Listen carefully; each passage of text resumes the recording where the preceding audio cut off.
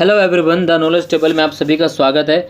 दोस्तों, आज की इस वीडियो में हम फंडामेंटल राइट से संबंधित बहुत ही महत्वपूर्ण क्वेश्चन आंसर करने वाले हैं।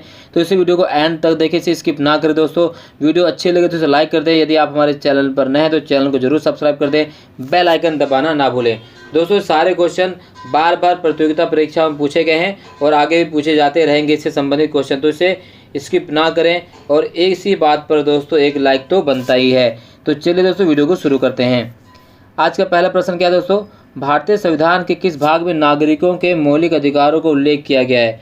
तो अगर हम भारतीय संविधान की बात करें तो दोस्तों भारतीय संविधान के भाग 3 में मौलिक अधिकारों को उल्लेख किया गया है। और भाग 3 में कहाँ से कहाँ तक किया गया है दोस्तों? तो अनुच्छेद 12 से 35 तक में मौलिक अधिकारों का उल्लेख किया गया है।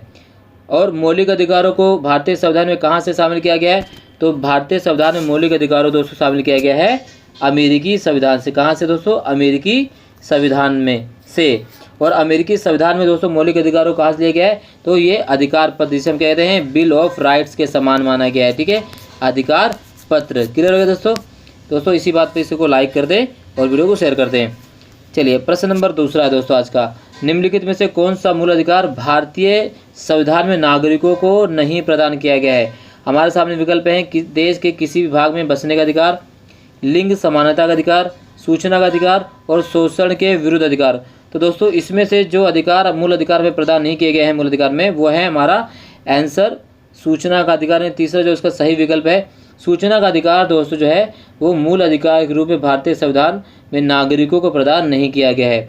यह क्या है अधिकार दोस्तों? सूचना का अधिकार आप एक प्रकार से कह सकते हैं कि सूचना का अधिकार एक विधिक अधिकार। क्या है दोस्तों? एक विधिक अधिकार है सूचना का अधिकार, या आप इसे कानूनी अधिकार भी कह सकते हैं, जिसे सूचना के अधिकार के तहत जिसे हम कहते हैं RTI, right to information act 2005 के तहत नागरिकों को इसे प्रदान किया गया है। क्लियर? चलिए दोस्तों, अब अगला प्रश्न करते हैं। निम्नलिखित में से किस अनुच्छेद में समता के अधिकार का प्रावधान है? अनुच्छेद 14, अनुच्छेद 19, अनुच्छेद 20, अनुच्छेद 21। तो दोस्तों भारतीय संविधान में किस अनुच्छेद में समता का प्रावधान है? तो वह है आर्टिकल 14, यानी अनुच्छेद 14 में दोस्तों समता के अधिकार का प्रावधान किया गया भाग 3 में मौलिक अधिकारों में। तो समता के अधिकार का उल्लेख जो है अनुच्छेद 14 से 18 तक में किया गया। कहाँ तक किया गया दोस्तों? अनुच्छेद 14 से 18 तक में किया गया है। और अगर इसकी बात करें तो अनुच्छेद 14 के अनुसार दोस्तों है जो राज्य नागरिकों को जो है 2 प्रकार की समता प्रदान करता है। वो 2 प्रकार की समता क्या है दोस्तों? पहला है जिसे हम क्या कहते हैं दोस्तों? विधि। जी हाँ, विधि के समक्ष समता, या आप इसे कह सकते हैं इंग्लिश में इक्वलिटी बिफोर लॉ। और दूसरा क्या है? विधियों के समान संरक्षण, यानी इक्वल प्रोटेक्शन ऑफ लॉज। ये 2 समानता है दोस्तों जो अनुच्छेद 14 में हमें दी गई है। क्लियर? चलिए प्रश्न नंबर 4 करते हैं दोस्तों। प्रश्न नंबर 4 क्या है कि भारतीय संविधान का कौन सा अनुच्छेद अस्पृश्यता का उन्मूलन करता है? तो ऑप्शन है अनुच्छेद 14, अनुच्छेद 15, अनुच्छेद 16, अनुच्छेद 17। तो भारतीय संविधान के कौन सा अनुच्छेद दोस्तों अस्पृश्यता का अंत करता है या उन्मूलन करता है? वह है दोस्तों अनुच्छेद 17, यानी इसका जो सही विकल्प हुआ है तो दोस्तों वह है अनुच्छेद 17 सही विकल्प है। तो दोस्तों भारतीय संविधान के अनुच्छेद 17 में अस्पृश्यता के उन्मूलन का प्रावधान किया गया है। क्लियर? और दोस्तों अगर हम बात करें तो अस्पृश्यता जिसे अस्पृश्यता अपराध अधिनियम 1955 में से पारित किया गया और वर्ष 1976 में से संशोधन करके इसका नाम नागरिक अधिकार संरक्षण अधिनियम 1955 कर दिया गया। ठीक है, अगला प्रश्न दोस्तों, प्रश्न नंबर 5। निम्नलिखित में से कौन सा युग्म सम्मिलित नहीं है? यह निम्नलिखित में से कौन सा युग्म सम्मिलित नहीं है? अनुच्छेद 14 विधि के समक्ष समता, अनुच्छेद 16 अवसर की समानता, अनुच्छेद 17 उपाधियों का अंत, या अनुच्छेद 18 सैन्य उपाधियों की अनुमति। तो इसमें कौन सा जो युग्म दोस्तों सम्मिलित नहीं है? तो इसमें जो युग्म सम्मिलित नहीं वो है अनुच्छेद 17, यानी तीसरा युग्म सम्मिलित नहीं है। अनुच्छेद 17 दोस्तों अस्पृश्यता के अंत से संबंधित है। ठीक है, जबकि अनुच्छेद 18 जैसे किससे? अनुच्छेद 18 जो है उपाधियों के अंत से। जी हाँ, अनुच्छेद 18 किससे है? उपाधियों के अंत से संबंधित है। तो ये इसका सही उत्तर है, यानी अनुच्छेद 17 इससे संबंधित सही विकल्प नहीं है, यानी सही सम्मिलित नहीं है। प्रश्न नंबर 6। निम्नलिखित में कौन सा अधिकार भारतीय संविधान द्वारा प्रदत्त मौलिक अधिकार नहीं है? इनमें से कौन सा ऐसा अधिकार है जो मौलिक अधिकार नहीं दोस्तों? समता का अधिकार, स्वतंत्रता का अधिकार, संपत्ति का अधिकार, शोषण के विरुद्ध अधिकार। तो दोस्तों इनमें से जो अधिकार अभी वर्तमान में मौलिक अधिकार नहीं वो कौन सा है दोस्तों, वह है संपत्ति का अधिकार।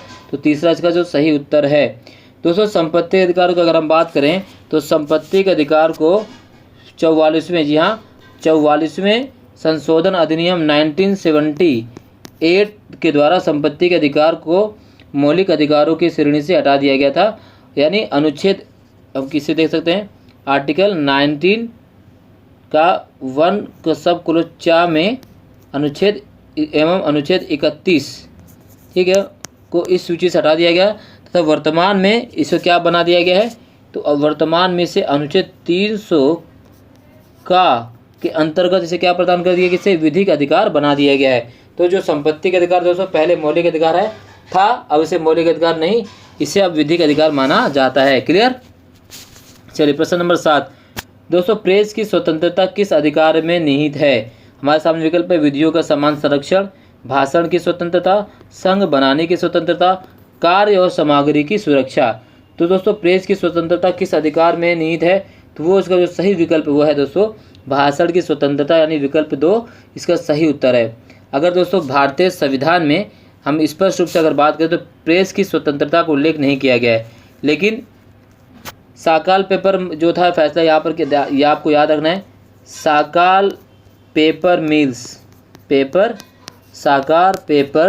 मिल्स बनाम भारत संघ मामले में 1961 ईस्वी में, है ना, 1961 में उच्चतम न्यायालय ने स्पष्ट किया है कि दोस्तों जो अनुच्छेद, यानी आप कह सकते हैं जो हमारा आर्टिकल है, आर्टिकल 19 क्लोज 1 सब क्लोज का जो है में प्रदत्त वाक एवं अभिव्यक्ति की स्वतंत्रता में ही प्रेस की स्वतंत्रता निहित है और प्रेस को साधारण नागरिकों से अलग विशिष्ट अधिकार प्राप्त नहीं है। अतः प्रेस की स्वतंत्रता संविधान के अनुच्छेद 19 का क्लोज 1 सब क्लोज का के अंतर्गत ही शामिल है। क्लियर। इसी बात पे दोस्तों वीडियो को एक लाइक तो बनता है और इसे जरूर शेयर कर दे, सब्सक्राइब जरूर करना और बेल आइकन दबाना ना भूलें। अगला प्रश्न दोस्तों प्रश्न नंबर 8 है, भारतीय संविधान का अनुच्छेद 19 प्रदान करता है। तो भारतीय संविधान का अनुच्छेद 19 क्या प्रदान करता है? ए 6 प्रकार की स्वतंत्रताओं को, 7 प्रकार की स्वतंत्रताओं को, 8 प्रकार की स्वतंत्रताओं को, 9 प्रकार की स्वतंत्रताओं को। तो भारतीय संविधान का जो दोस्तों अनुच्छेद 19 है वो कुल कितने प्रकार की स्वतंत्रताओं को प्रदान करता है? तो इसका विकल्प है 6 प्रकार की स्वतंत्रताओं को, इसका सही उत्तर है। अब वो 6 प्रकार की स्वतंत्रता क्या है दोस्तों? जैसे अनुच्छेद 19 जो है 6 प्रकार की स्वतंत्रता प्रदान करता है। उसमें कौन कौन सी है आपको याद रखना, अभिव्यक्ति की स्वतंत्रता, सम्मेलन करने की, संघ बनाने की, आबाद संचरण की, निवास करने की और व्यापार करने की स्वतंत्रता। ठीक है, क्लियर। चलिए प्रश्न नंबर 9, किसी अपराध के अभियुक्त को स्वयं अपने विरुद्ध गवाही देने के लिए बाध्य नहीं किया जाता है या किया जा सकता है। भारतीय संविधान के किस अनुच्छेद में यह प्रावधान दिया गया है?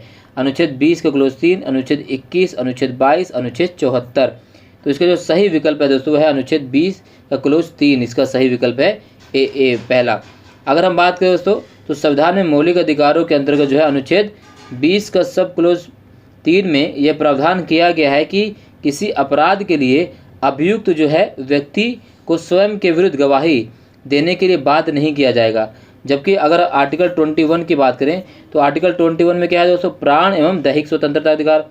अनुच्छेद 22 के अंतर्गत की बात करें तो कुछ दशाओं में गिरफ्तारी के विरोध और निषेध से संरक्षण का प्रावधान किया गया है। क्लियर। चलिए तो दोस्तों आज का आखिरी प्रश्न दोस्तों, भारतीय संविधान के अनुसार जीवन का अधिकार एक है। ए राजनीतिक अधिकार, बी आर्थिक अधिकार, सी मौलिक अधिकार, डी धार्मिक अधिकार। तो भारतीय संविधान के तहत जीवन का अधिकार दोस्तों क्या है? तो भारतीय संविधान के तहत जीवन का अधिकार दोस्तों क्या है? एक मौलिक अधिकार। इसका तीसरा इसका सही विकल्प है। यानी जीवन का अधिकार दोस्तों आर्टिकल 21 के अंतर्गत भारतीय संविधान में एक मौलिक अधिकार है, फंडामेंटल राइट्स है। उच्चतम न्यायालय ने अनुच्छेद 21 की व्यापक व्याख्या करते हुए स्थायी आवास एवं निजता का अधिकार आदि को भी जीवन के अधिकार के रूप में मौलिक अधिकार माना है। तो दोस्तों आज की इस वीडियो में बस इतना ही। वीडियो अगर अच्छी लगी तो इसे लाइक कर दें दोस्तों। यूट्यूब पे हमें सपोर्ट करने के लिए हमारे चैनल को जरूर सब्सक्राइब कर दें, बेल आइकन को दबाना ना भूलें। धन्यवाद, जय हिंद। मिलते हैं अपने नेक्स्ट वीडियो के साथ।